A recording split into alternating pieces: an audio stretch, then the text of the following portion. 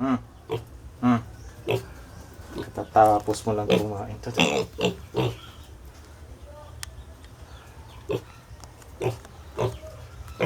Kain ka ulit. Bugoy ka, bugoy ka. Huwag kang bang tamasyan mo. Awet! Awet! Kain ka ulit. May biik kami. Sabi ko wag mo nang bumili ng baboy. Kasi nasa pandemya na, mahal yung mga bilihin, mahal yung pagkain. Kaya bumili ng biik. Diyos ko, ewan ko ba.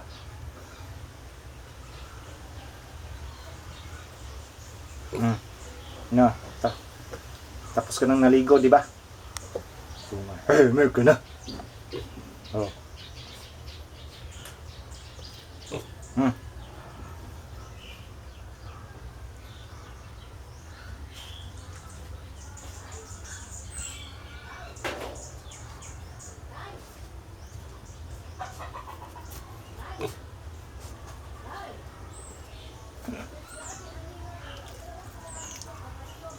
May lechon, may lechon. Ang baboy, ang biik, ang biik. Kwek! Katatapos mo lang kumain. Ayoko talaga ng baboy kasi hassle. Sobra ka hassle. Una, mahal yung pagkain nila. Habang lumalaki, iba-iba yung pagka-earn. Tapos, kailangan mo pang maghanda para pakainin to. Pagkatapos, paliguan mo. Tapos, lilinisan mo pa yung bahay nila. Haso ng baboy talaga. Pero, sarap ng pork humba, di ba? Sarap din ng lechon. Sarap din ng ano pa ba? Adobo. Yun yung mga paborito kong lutuin ng baboy. Lechon kawali, hindi ako masyado. Yung barbecue, sarap yun. Tsaka yung isugba lang, tapos manghang na sasawa, yun lang. Marinate ng 30 minutes. Okay na yun. Dapat kasi sa baboy kasi dapat pure puti kasi mas mahal. Ganito kasi na may kabang kasi yung tawag, hindi kalahating kulay itim, ibang presyohan to. Dapat sa baboy lang kasi puti. Nahuli kami sa pagkuha ng biik, kaya parang pinilian to,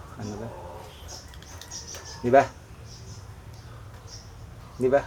Pero tanod, masyadong hindi mailap sa tao itong baboy na to, naalagaan ng gusto sa may-ari.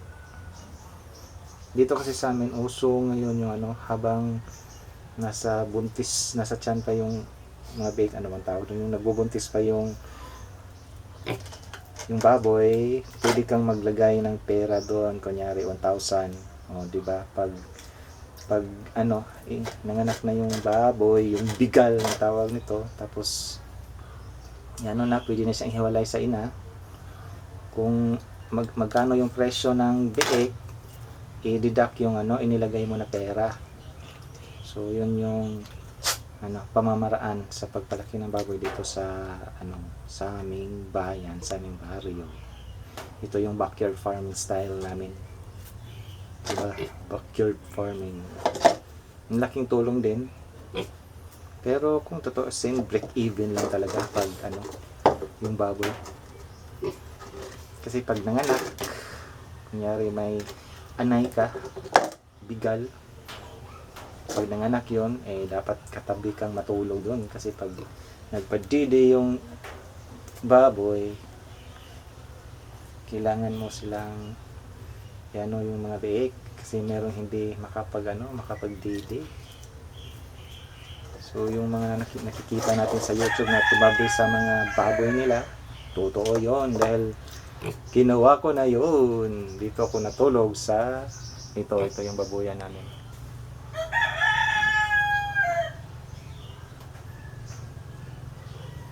Tatlo to. Yung dalawa, ginawa ko na lang sa kambing.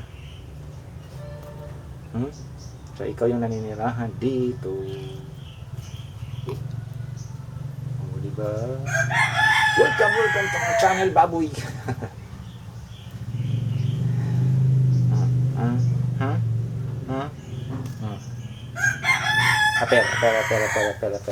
Aper.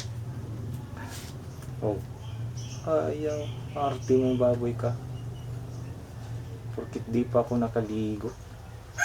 Ikaw, gusto mo maligo. Baboy. Tik tik tik tik tik tik tik tik tik tik tik tik. Tik tik tik tik tik tik tik tik tik. Tik tik tik tik tik tik. Aper. Sige na po. God bless everyone. Salamat.